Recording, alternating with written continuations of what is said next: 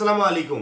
HSC 2024 সালের পাশকৃত পরীক্ষার্থীরা বা ফেলকৃত পরীক্ষার্থী যাই বলো, যারা পরীক্ষায় অংশগ্রহণ করেছিল প্রত্যেকটা শিক্ষার্থীরই একটা ফি ফেরত পাওয়ার কথা ছিল। অনেকের 200 টাকা, অনেকের 250 টাকা, অনেকের 300 টাকা, অনেকের 400 টাকা, অনেকের 600 টাকা, এরকম করে বড়সড় একটা অ্যামাউন্টের ফি ফেরত পাওয়ার কথা ছিল। যাই হোক, যদি 50 টাকাও ফেরত পাই, ওইটা আমার টাকা, আমার তো ফেরত না করতে হবো নাকি? আমি কেন ওই 50 টাকা ফেলে দিব? তুমি যদি একা যদি ছেড়ে দাও, এভাবে লক্ষ লক্ষ শিক্ষার্থী, 14 লক্ষ শিক্ষার্থী পরীক্ষা দিয়েছে। 14 লক্ষকে ওই 200 দিয়ে বা 500 দিয়ে বা 600 দিয়ে গুণ করে দেখো তো কত টাকা হয়, কত লক্ষ টাকা হচ্ছে। একটু কল্পনা করে দেখো।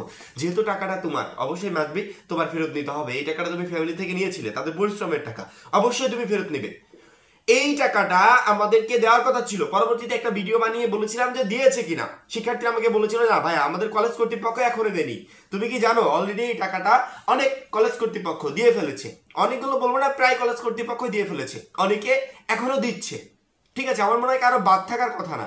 যদি কোনো কলেজের শিক্ষার্থী এখনো টাকাটা পেতে বাদ থাকো, তার মানে তুমি জানো না যে তোমার কলেজ টাকাটা দিয়েছে, নয়তো বা তোমার কলেজ টাকাটা মেরে দিয়েছে। এই টাকাটা যাতে না মারে, সেই ব্যবস্থায় তোমাকে নিতে হবে। অবশ্যই কলেজে গিয়ে বলতে হবে সকল কলেজ টাকা দিয়ে দিয়েছে, আমার টাকাটা দিয়ে দেন। এটা তোমার টাকা, তুমি অবশ্যই ফেরত নিবে। ঠিক আছে, যারা যারা টাকা পেয়েছো তারা একটু কমেন্টে জানিও, যাতে যারা পায়নি তারা বুঝতে পারে যে আমাদের কলেজ টাকা দেয়নি, কিন্তু অনেক শিক্ষার্থী টাকা পেয়ে গেছে। কালকে আমি দেখলাম অনেক শিক্ষার্থী বলছে ভাই 600 টাকা পেয়েছি, অনেকে বলছে না 240 টাকা পেয়েছি, অনেকে বলছে 300 টাকা পেয়েছি। কলেজ অনুযায়ী, সাবজেক্ট অনুযায়ী যার যেমন পাওয়ার দরকার পেয়েছি। বোর্ড কর্তৃপক্ষ বা শিক্ষা মন্ত্রণালয় টাকাটা কলেজে পাঠিয়ে দিয়েছে। সেখানে আমাদের যে টাকাটা ছিল সেই টাকা কলেজে পাঠিয়ে দিয়েছে। কেন্দ্র থেকে আরেকটা টাকা আসার কথা ছিল, ওইটাও কেন্দ্র পাঠিয়ে দিয়েছে। পুরো টাকা প্রত্যেকটা কলেজের কাছে আছে। তুমি যে কলেজে পড়াশোনা করেছো ওই কলেজে তোমার টাকা আছে। বাংলাদেশের প্রত্যেকটা শিক্ষার্থী এইচএসসি 24 ব্যাচের টাকা কলেজের কাছে আছে। ওই টাকাটা তোমার, কেন্দ্র থেকে ফেরত আসছে, শিক্ষা মন্ত্রণালয় থেকে ফেরত আসছে, দুই জায়গা থেকে ফেরত আসছে। ওই টাকাটা তোমার, এবং ওই টাকাটা তুমি মাস্ট বি পাবে। কলেজ কর্তৃপক্ষ বাধ্য ওই টাকাটা তোমাকে দিতে। আগে একটা ভিডিও বানিয়ে বলেছিলাম যে টাকাটা দিয়েছে কিনা, প্রায় শিক্ষার্থী বলেছিল দেয়নি। ফাইনালি যখন দেখলাম অনেক শিক্ষার্থী টাকা পেয়ে গেছে এবং অনেকে পাচ্ছে, সেক্ষেত্রে ভাবলাম যে যারা পায় নাই তাদেরকে নিউজটা দেওয়া দরকার যে তোমরা আসলে কেন পাও নাই। তোমরা পাও নাই এর কারণ হচ্ছে তোমাদের কলেজ কর্তৃপক্ষ ভেবেছে যে টাকাটা তোমাদেরকে দিব না, কিন্তু এই টাকাটা তো তোমার টাকা, তুমি কেন ছেড়ে দিবে? এই টাকা তোমার বাবার পরিশ্রমের টাকা, যত টাকাই হোক, তুমি কেন ছেড়ে দিবে? এভাবে তুমি একা ছাড়ছো। তোমার কলেজে 200, 300, 500 শিক্ষার্থী, হিসাব করে দেখো কত লক্ষ টাকা হচ্ছে। কেন তুমি ছাড়বে? মাস্ট বি ছাড়বে না। এই টাকা তোমার। অবশ্যই কলেজে গিয়ে সে 50 টাকা হোক, 100 টাকা হোক, 200 টাকা হোক বা 500 বা 1000 টাকা হোক, তুমি ওই টাকাটা গিয়ে নিয়ে আসবে। একা যাওয়ার চেষ্টা করবে না। যদি দেখো যে তোমার কলেজের একটা শিক্ষার্থীকেও টাকা দেয়নি, সেক্ষেত্রে সবাই মিলে সম্মিলিতভাবে যাওয়ার চেষ্টা করবে যে বোর্ড থেকে তো একটা টাকা ফেরত আসার কথা ছিল, সেই টাকাটা ফেরত আসছে, সকল কলেজ কর্তৃপক্ষ দিয়ে দিয়েছে।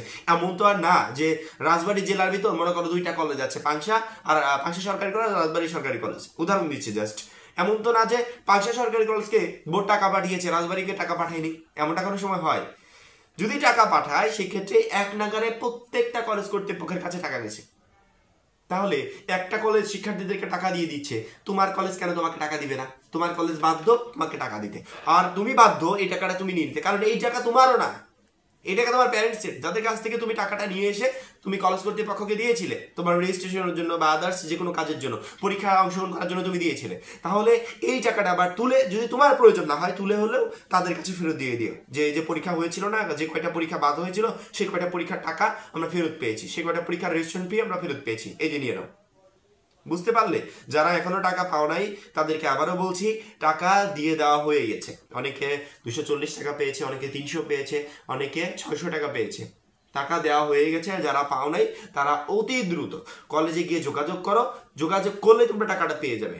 কারণ কি, প্রায় কলেজ কর্তৃপক্ষ শিক্ষার্থীদেরকে টাকা দিয়ে দিচ্ছে, সেক্ষেত্রে তোমার কলেজ কেন দিবে না? তোমার কলেজও বাধ্য টাকাটা দিতে। এবং যদি তারপরও কলেজ কর্তৃপক্ষ অস্বীকার করে যে আমাদের কাছে টাকা আসে নাই, তাকে বলবো আমার এই ভিডিওটাকে একটু ডাউনলোড করে তাকে দেখানোর জন্য টাকা কেন আসে নাই।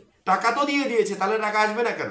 তাকে একটু আমার ভিডিওটা ডাউনলোড করে তাকে একটু দেখিও যে যে ভাইয়া বলছে টাকা দিয়ে দিয়েছে, শিক্ষার্থীরা টাকা পেয়ে গেছে, আপনি বলছেন টাকা আসে নাই। অবশ্যই টাকা এসেছে।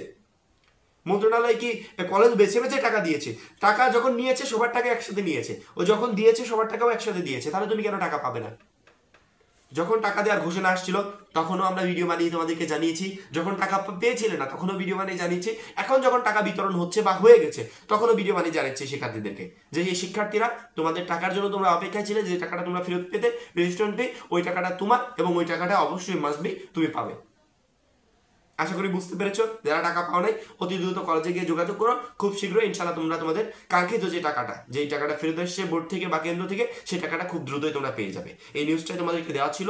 পরবর্তী ভিডিওর জন্য চ্যানেলটা সাবস্ক্রাইব করে রাখবে। সবাই ভালো থাকবে, সুস্থ থাকবে। আল্লাহ হাফেজ।